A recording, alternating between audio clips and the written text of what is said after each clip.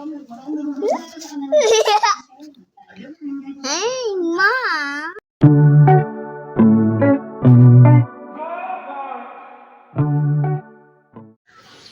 Good morning. Dito kami ngayon sa Busay. Dito lang namin, guys. Malayo ako sa Cavite ngayon. Naka-duty kami bilang mga first aider. Kasama ko ngayon sa May kulang, guwapo, first aid. guwapong first aider namin na pinakamagaling sa batch namin, Ba't may ganun? Sir Jerry. So, tatagal kami dito. Magsasama kayo Pasyal kagabi. tayo. So, yung station namin, first aid station.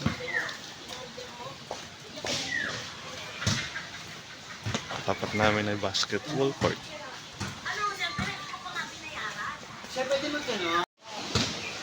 Next, dito yung Olympic size pool.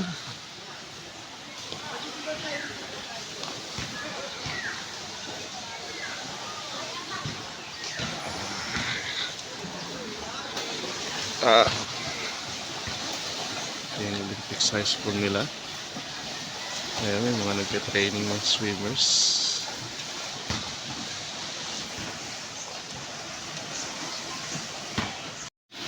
Okay. Ito yung isa pang pool na ang lalim ay 10 feet. Dito kami nag-training ng gravity. Ibig sabihin,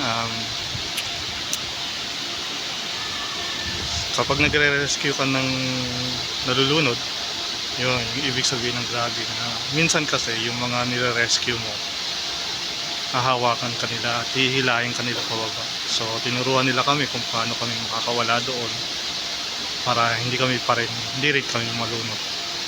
So yung grabbing or water survival, yan. So sa pang pool dito sa Busay na may lalim ng 10 feet dyan sa gitna at 6 feet doon sa bandarons sa unahan. So ito po yung isa pang pool uli. I think ito yung tinatawag na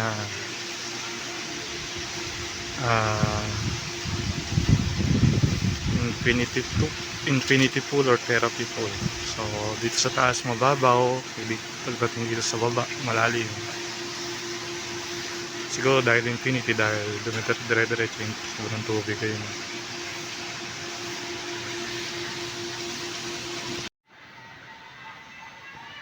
Ito yung isa pang pool, tawagin ay turtle pool. Obvious naman kasi may pagong. Kiddie pool yan. Naalala ko dito kami nagkaroon ng team building kung saan itong mushroom na may bumabagsak din tubig, tapos merong bote ng Coke 1.5, tapos may maliit na bato na kailangan namin maipasok sa loob ng Coke na hindi pwedeng hawakan, gamit lang ay isang triangular bandage. So ang hirap, lumulutang-lutang yung yung Coke habang dahil nga sa bagsak ng tubig gumagalaw yung bote. Ang hirap ipasok yung batong sa loob.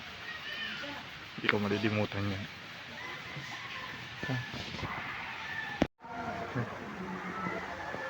Ito yung mga display dito.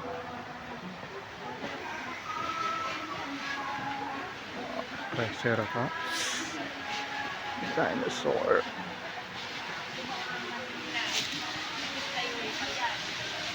Stegosaurus. Tapos doon isa pang pool, tawag doon ay therapy pool.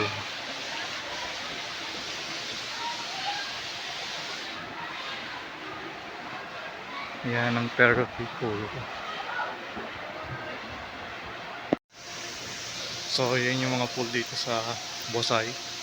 Actually meron pa doon sa unahan at may mga tinatawag din ng mga private pool, saan pwede kong umagila para sa sarili nyo lang yung pool. Ganun din yung parang cottage. May mga hotels din saan pwede kayong check-in.